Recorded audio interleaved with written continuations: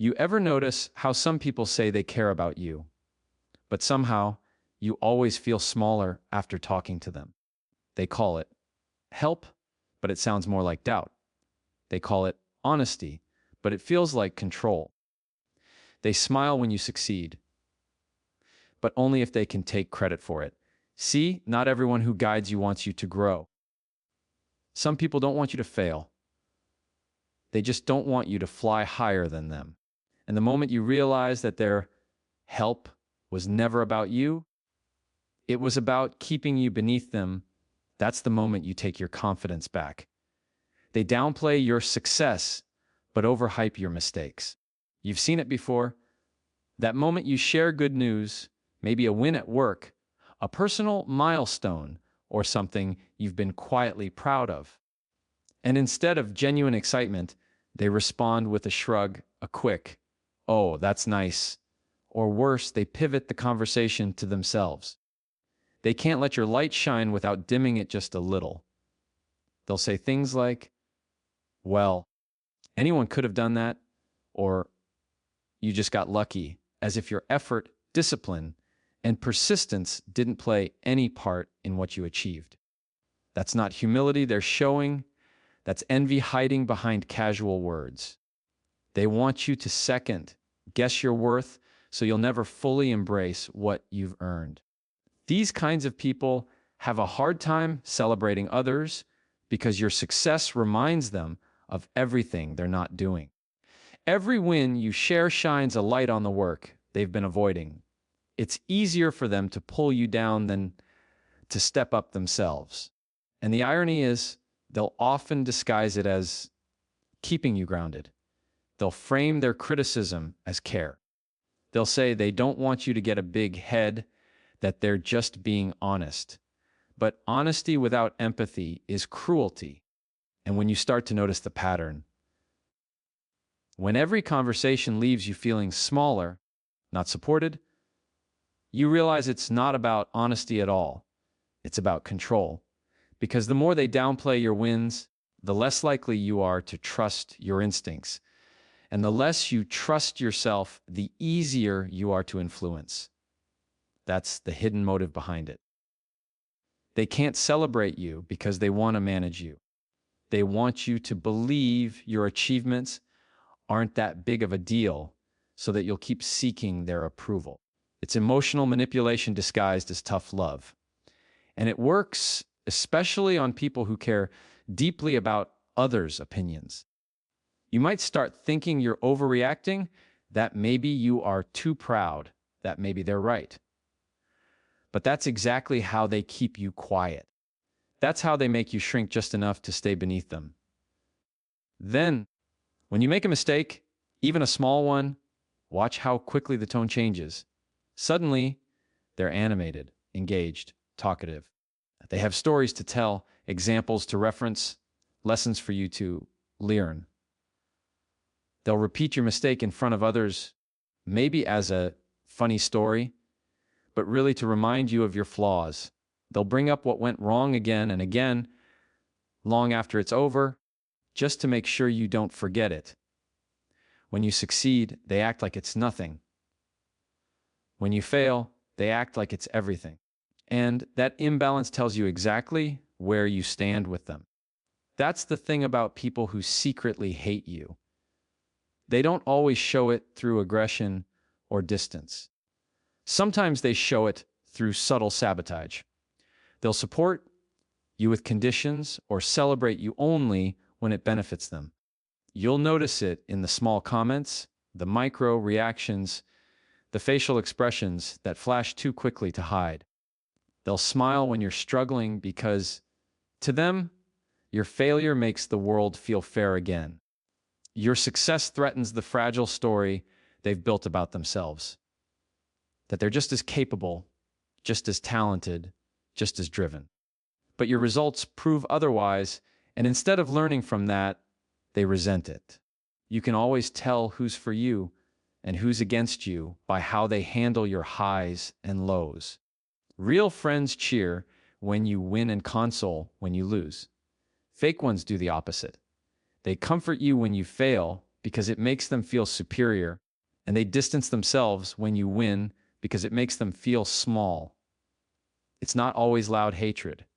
Sometimes it's quiet resentment. Sometimes it's the friend who never reaches out until something goes wrong. Sometimes it's the coworker who compliments you just before slipping in a criticism. Sometimes it's the family member who makes jokes that sting but laughs it off when you call them out. They hide their envy behind humor and their dislike behind advice. The hardest part is accepting that people like this can still appear kind. They'll still text you, still hang out, still post about friendship and loyalty. They might even convince others they're your biggest supporter. But their actions tell a different story. They'll always find a way to insert doubt into your mind. If you get a promotion, they'll say, "Must be nice to have connections." If you post an achievement, they'll comment something like, "Wow, you're lucky." Luck, not effort. Because effort means you earned it, and if you earned it, they have to face why they haven't. So they twist the narrative. They rewrite your story to make themselves feel better about theirs. When you start recognizing these behaviors, you begin to realize how draining they are. How every interaction feels like walking on eggshells, how you catch yourself explaining your wins, defending your confidence, apologizing for your growth. That's not humility, that's emotional exhaustion. You were never meant to dim yourself to make someone else comfortable. If they can't handle your success, that's a reflection of their insecurity, not your arrogance. The problem isn't that you're doing too much. The problem is that they're doing too little and it eats at them. So they create stories, small ones at first. They say you've changed, that you're different now, that you've forgotten where you came from. But that's projection. What they really mean is you're no longer manageable. You've outgrown the version of yourself that needed their validation. And that's when resentment turns to subtle sabotage. They'll stop inviting you, stop sharing opportunities, start leaving you out of conversations that matter. It's not about coincidence. It's about control again.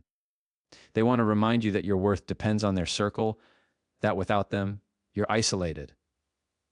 But the truth is, every time they try to minimize you, they're only revealing how small they really feel. It's easy to confuse this kind of behavior with tough love or honesty, but pay attention to how it makes you feel.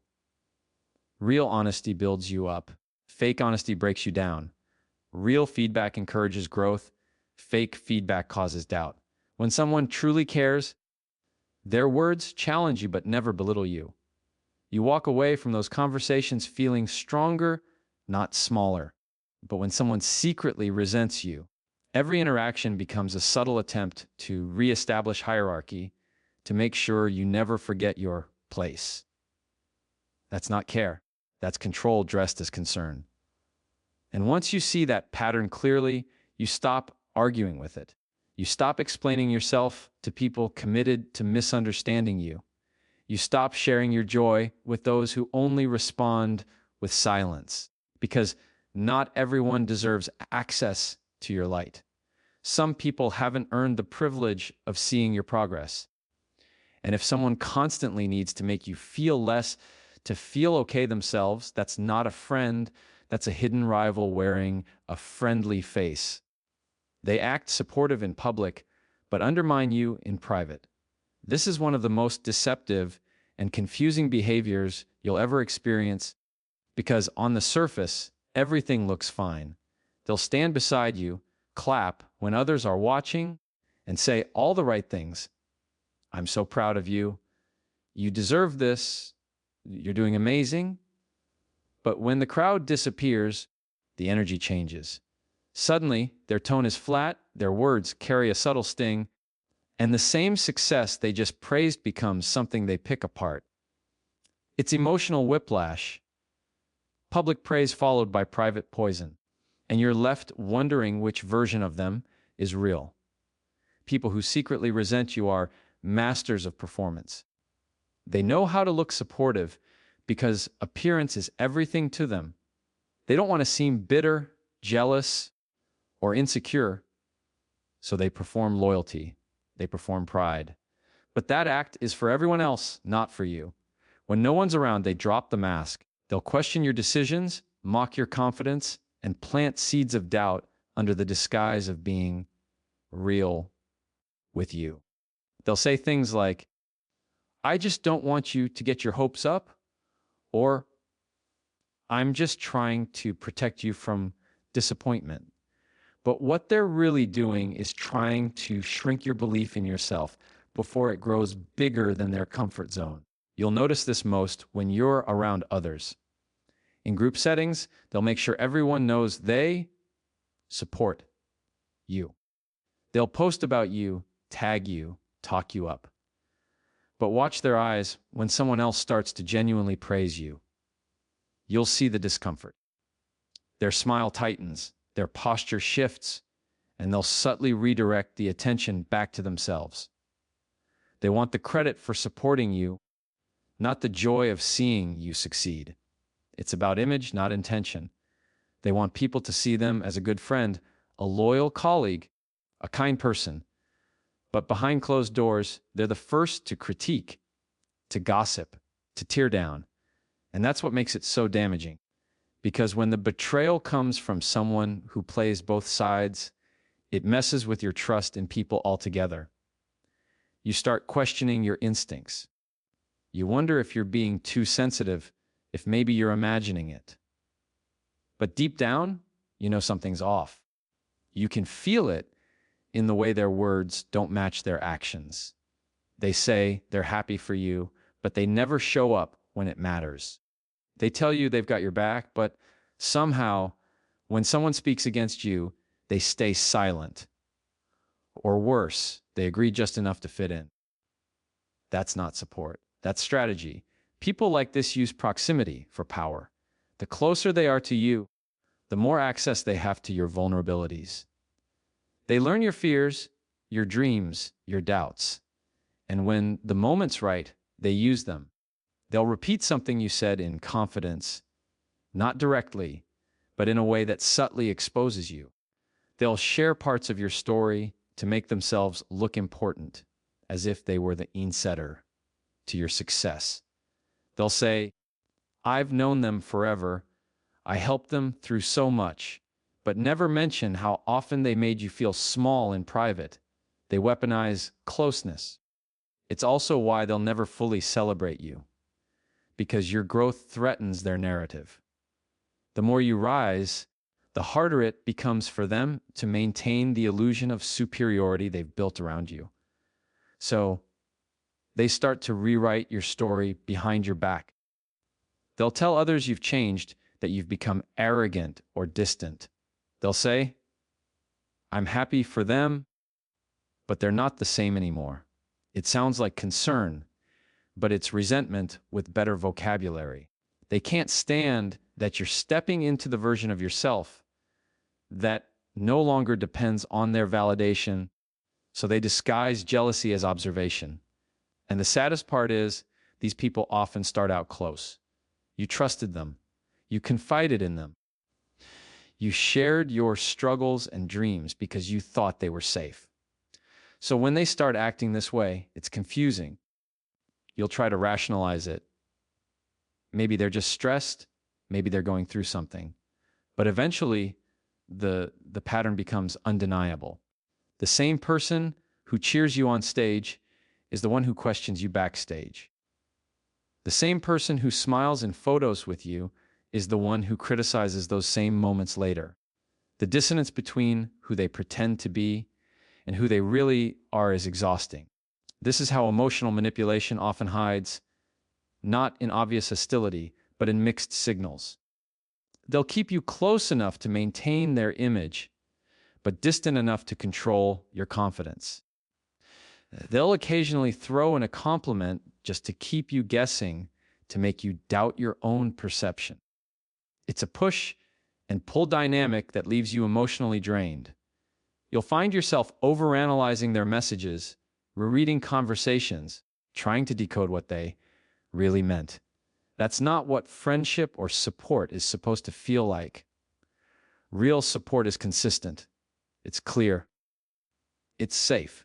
You don't have to question it every time you share good news. Sometimes, these people will even mimic your behavior in public. They'll start using your phrases, copying your style, echoing your ideas. Not as flattery, but as competition. It's their way of saying, I can do what you do. They'll publicly align themselves with you so others associate them with your success. But behind the scenes, they'll talk down your originality. They'll say you're not that creative, or you got lucky with timing. It's psychological warfare disguised as friendship. They need to be seen as your equal, but secretly hope you fall just enough so they can feel superior again. When you begin to recognize this pattern, something inside you shifts. You stop believing their words and start studying their consistency. Because anyone can post about loyalty. It's what they do when no one's looking that tells you the truth. Do they defend you when you're not around? Do they still speak with pride when there's no audience? Do they protect your name, your energy, your peace? Or do they use private moments to chip away at your confidence? Real support is silent. It's steady. It's not about who gets credit for standing beside you. It's about who stays standing when the lights go out. And that's where you find clarity. Because the moment you stop excusing their mixed signals, you start protecting your peace. You realize you don't need people who only show up when it benefits their image. You need people who are consistent, whether it's public or private, seen or unseen, easy or inconvenient. The ones who clap when nobody's watching, who check in without needing attention, who remind you of your worth when you forget. Those are your people. The rest, the ones who smile in the spotlight and criticize in the shadows, were never cheering for you. They were just waiting for a front row seat to your fall. They compete with you instead of connecting with you. At first, it might look like healthy motivation. A friend, a coworker, or even a family member who seems driven because you're doing well. They start picking up new habits, chasing new goals, matching your energy. You think it's mutual growth, like you're inspiring each other to be better. But then the tone shifts. It's no longer about growth, it's about comparison. Suddenly, everything becomes a silent race. If you get something, they need to get it too. And if they can't, they'll find a way to make you feel guilty for having it. They stop seeing you as someone to support and start treating you like someone they need to surpass. The dangerous part is that this kind of competition doesn't always look aggressive. Sometimes it hides under compliments. They'll say, "Wow, I wish I could do that like you," but you can feel the edge in their tone. Or they'll ask, "So how'd you manage that?" Not out of curiosity, but to find a weakness they can exploit. It's like they're collecting data, studying your moves, your timing, your approach, not because they admire it, but because they want to do it better. They can't stand the idea of you being one step ahead. They don't just want success. They want your success, your validation, your recognition. And when someone's competing with you, instead of connecting with you, the relationship starts to feel transactional. Everything turns into a scoreboard. You'll notice it in subtle ways. You share a win, and instead of celebrating, they immediately share theirs or mention someone who did it bigger. You talk about an idea, and a week later, they post something eerily similar. You mention your plans, and suddenly they have a new project that mirrors yours. It's not coincidence, it's insecurity. Deep down, they can't stand not being the one who's admired. Your progress makes them feel inadequate, not inspired. So rather than clapping for you, they copy you. But imitation isn't always flattery, sometimes it's envy in disguise. It's their attempt to dilute your uniqueness, to prove that what you do isn't that special. This kind of hidden competition drains you because It makes you feel like you're always being measured. Even in conversations, you'll feel it. A tension under the surface, like you can't just be real without it turning into a comparison. If you mention something good, they one-up you. If you mention a struggle, they downplay it or shift focus to themselves. Everything becomes about balance in their favor. You can't just be without them turning it into a subtle contest. And the irony is, they'll act like you're the one competing. They'll accuse you of showing off, of being too confident, of trying to outshine them, because they need to justify the resentment that's been building inside them. People like this often operate from a place of deep insecurity. They don't actually hate you. They hate what being around you reminds them of. You represent what they could be if they stop making excuses. You're proof that consistency pays off, that faith and effort work. And instead of letting that inspire them, they let it irritate them. So they start keeping score, obsessing over outcomes, and doing mental math every time you win. They tell themselves, they only got that because, or I could have done that if I wanted to.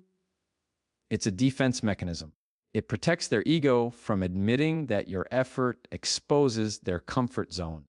What makes this dynamic even more toxic is that they'll pretend it's mutual.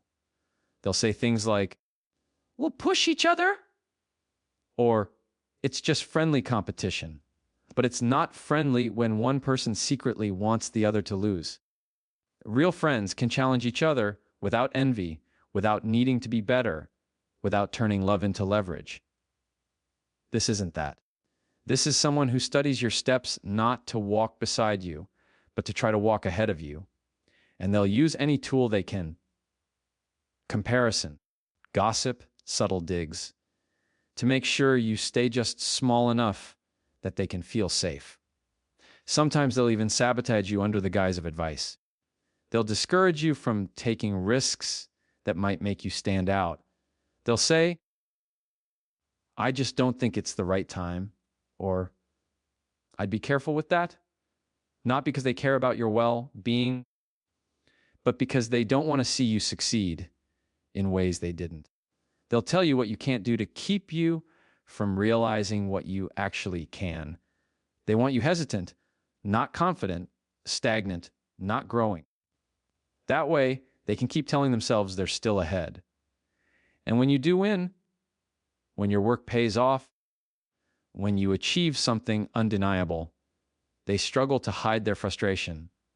You'll see it in the delay of their response, the half-hearted congratulations, the comment that sounds supportive but somehow undermines the moment, like, you've been really lucky lately, or I was just about to do that too. They can't just let you have it, because every win you celebrate feels to them like a loss they have to explain. Their entire sense of identity is tied to comparison, so your growth threatens their stability. It's not about the thing you achieved, it's about what it says about them. Eventually, this kind of relationship becomes emotionally exhausting. You start filtering what you share. You stop celebrating openly because you don't want to trigger their jealousy. You start downplaying your success just to keep the peace. That's how silent competition steals your joy. It forces you to shrink to protect someone else's ego. But real connection doesn't require you to shrink. Real friendship allows both people to shine. If someone truly cares, your growth won't make them insecure, it will make them proud. They'll see your wins as proof that it's possible for them too. They'll clap because they understand that someone else's light doesn't dim theirs. But people who secretly compete with you will never see it that way.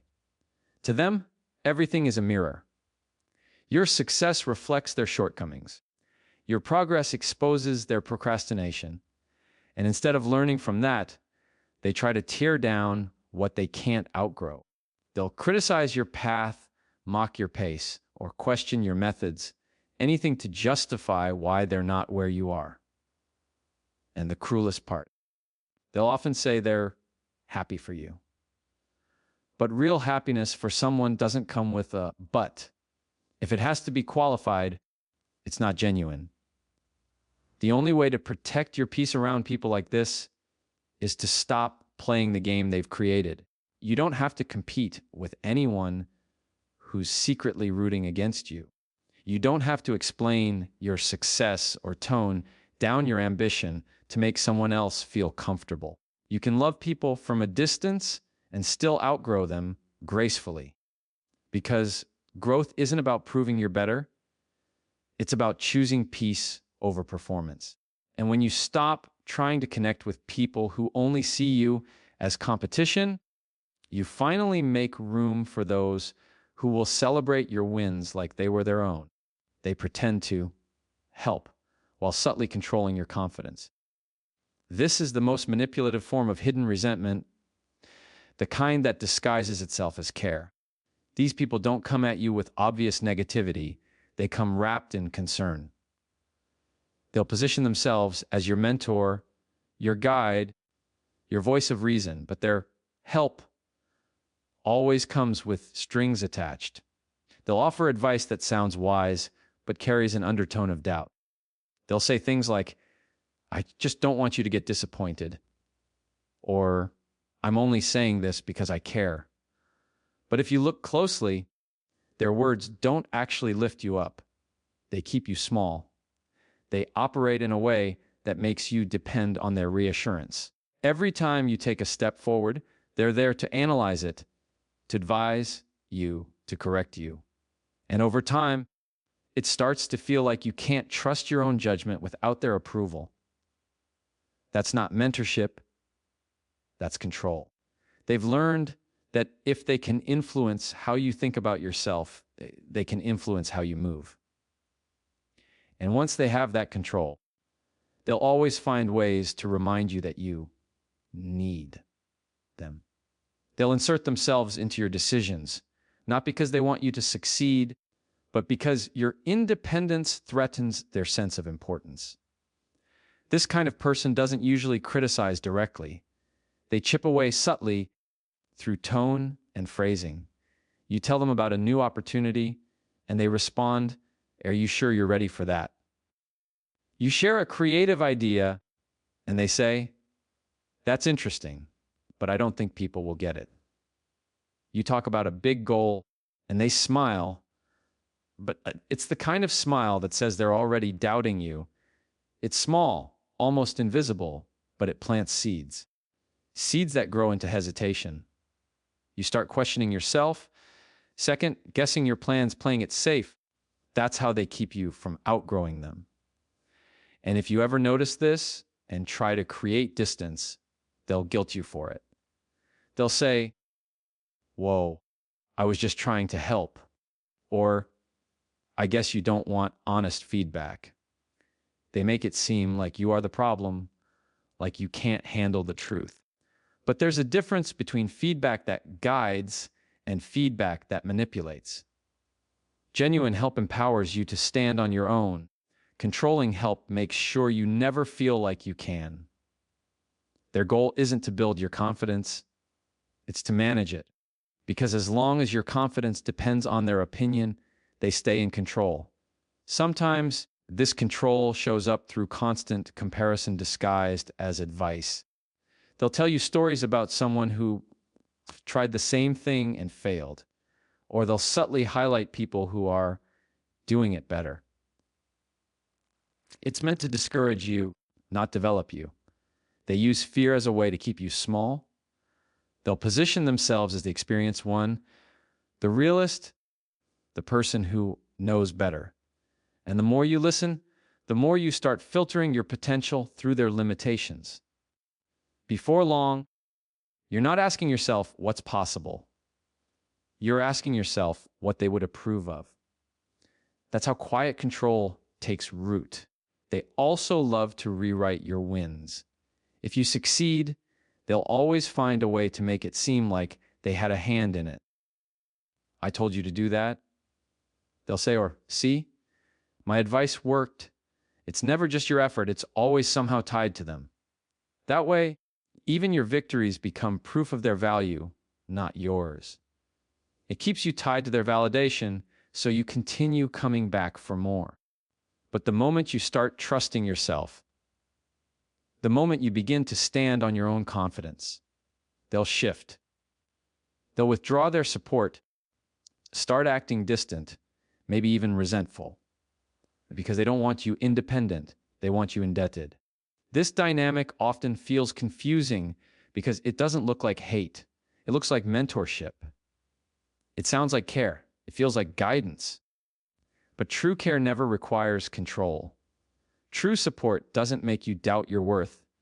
It helps you see it more clearly. You'll know the difference by how you feel after the conversation. When someone genuinely helps you, you walk away feeling capable, clear, and confident.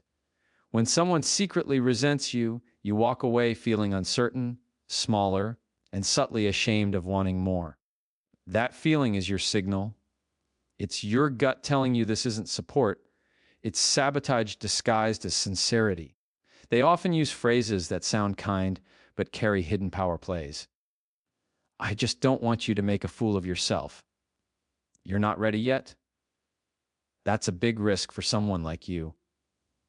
Notice how those sentences sound caring, but contain judgment.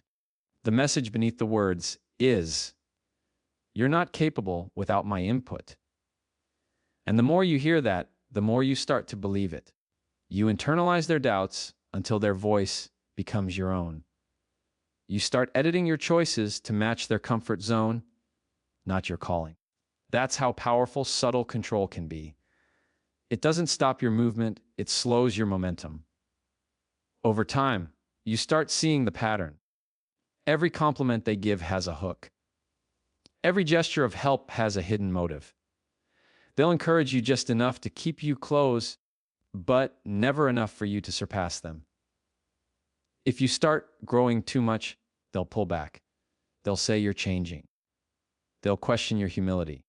They'll find new ways to remind you of who you used to be, because the version of you that believed them was easier to manage. That's what this whole thing is about: control disguised as care, doubt dressed up as wisdom. And when you finally start breaking free, when you stop asking for their input, when you start trusting yourself, that's when you see their true colors. They'll either withdraw completely or turn cold, because they weren't helping you out of love, they were helping you to maintain power. When that power disappears, so does the affection. That's why it's so important to recognize this pattern early. Because if you don't, you'll spend years mistaking manipulation for mentorship. You'll call their control care and their doubt protection. But the truth is, anyone who truly wants to see you win will never need to hold the steering wheel of your confidence. They'll hand it back to you, remind you that you were always capable, and watch you drive without needing to control where you go.